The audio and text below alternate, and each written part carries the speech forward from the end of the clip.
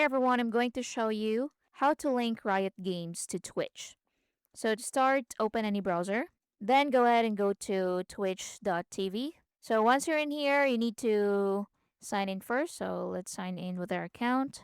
So you can sign in with Google, Amazon, Apple, or whatever. So I'm going to continue with Google, choose your account. Now, once signed in, go ahead and click your profile icon at the top right. Now, once you click that, go ahead at the bottom and click settings. Next, once you're on settings, tap on connections. So look for connections at the top and click on it. So once you're on connections, what you need to do is to scroll down and just look for Riot Games. So scroll down to the bottom. It's usually at the bottom. Once you find it, so here at the right side, click on connect. So sign in with your Riot account. You can sign in with Facebook, Google, Apple, Xbox, or PlayStation. So I'm going to sign in with Google, choose my account in here, and just click on continue.